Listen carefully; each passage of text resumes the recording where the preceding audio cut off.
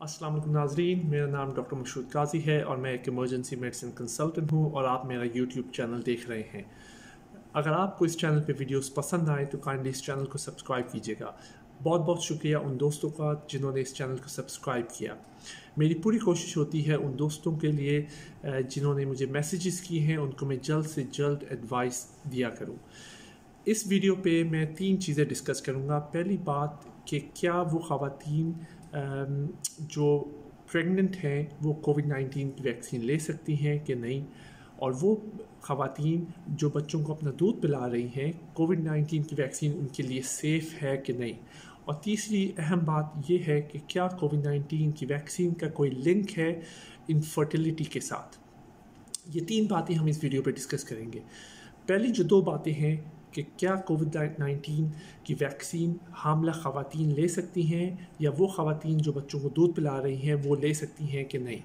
इस बारे में एक पेपर जो पब्लिश हुआ है, जो तकरीबन 3 हफ्ते पहले पब्लिश हुआ है American journal of obstetrics and gynaecology में।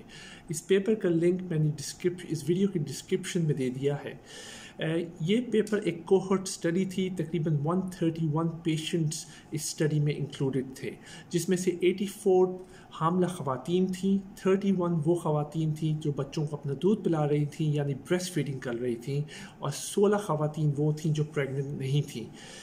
इस स्टडी में पूरी इस स्टडी की फुल डिस्क्रिप्शन में नहीं जाऊंगा क्योंकि वो काफ़ी टाइम लग जाएगा। इस बारे में मैं एक डिफरेंट वीडियो बनाऊंगा। अगर जिन दोस्तों को इस स्टडी के बारे में ज़्यादा और कुछ जानना है वो प्लीज़ उस वीडियो का इंतज़ार कीजिए। इस स्टडी का जो कंक्लूजन था वो ये था कि कोविड-19 की वैक्सीन में की बाद जो एंटीबॉडीज़ बनती हैं उनकी तादाद प्रेग्नेंट ख़वातीन में यानी हामिला ख़वातीन में और वो ख़वातीन जो बच्चों को दूध पिला रही हैं उनमें बहुत ज़्यादा होती है बनिस्बत उन ख़वातीन के जिनको सिर्फ कोविड-19 का इन्फेक्शन होता है। तो इस स्टडी से ये ज़ाहिर होता है कि एंटीबॉडीज़ की प्रोडक्शन या पैदावार कोविड-19 की वैक्सीन के बाद ज़्यादा होती है प्रेग्नेंट और ब्रेस्ट फीडिंग फीमेल्स में। मगर ये स्टडी ये सवाल का जवाब नहीं देती कि क्या प्रेगनेंसी में और ब्रेस्ट फीडिंग में कोविड-19 की वैक्सीन सेफ़ है कि नहीं।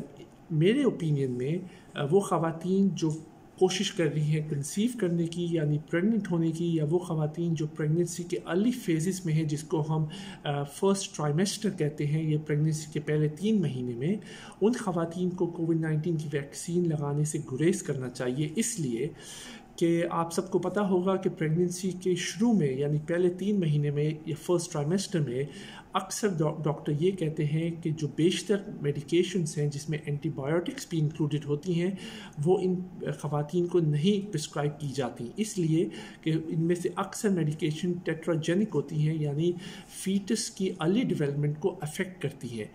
तो मेरे ख़्याल में कोविड-19 की वैक्सीन को भी हम एक इस तरीके की मेडिकेशन से ही कंपेयर कर सकते हैं, क्योंकि कोई डेटा अवेलेबल नहीं है जो ये बता सके कि फ़र्स्ट 3 मंथ्स या फर्स्ट ट्राइमेस्टर में या वो ख़वातीन जो कंसीव करने की कोशिश कर रही हैं उनमें ये वैक्सीन सेफ़ है कि नहीं।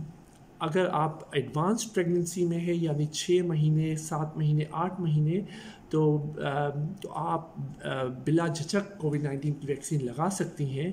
और वो ख़वातीन भी जो ब्रेस्ट फीडिंग कर रही हैं, मेरे ख़्याल में उनको पहले 6 महीने कोविड-19 की वैक्सीन लगाने से गुरेज करना चाहिए और 6 महीने के बाद वो बग़ैर किसी फ़िक्र के कोविड-19 की वैक्सीन लगा सकती हैं।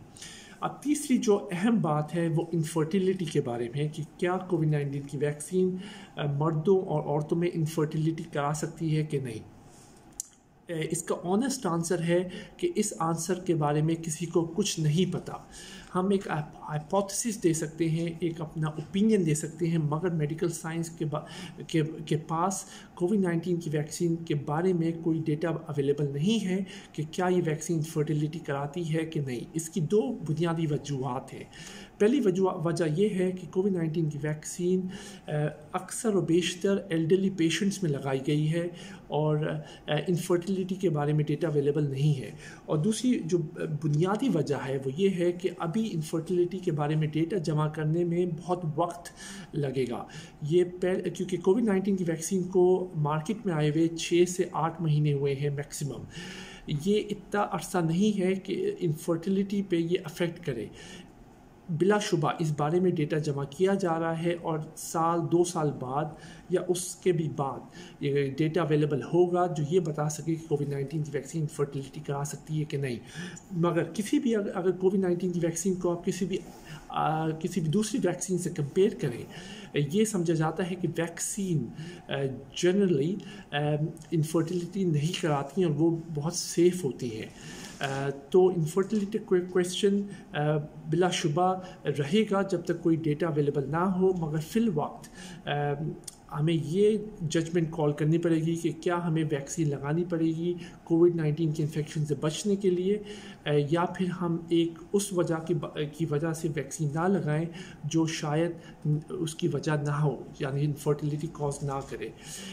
बिलाशुबा वैक्सीन लगाना एक पर्सनल डिसीजन है, और मगर मेरा हम्बल ओपिनियन ये होगा कि हम कोविड वैक्सीन लगाएं और कोविड-19 के इन्फेक्शन से अपने आप को और अपनी फैमिली को बचाएं।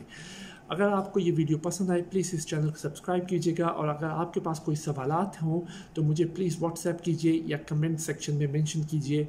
मैं पूरी कोशिश करूँगा कि इन सवालात का जवाब जल्द से जल्द दिया जाए। बहुत बहुत शुक्रिया।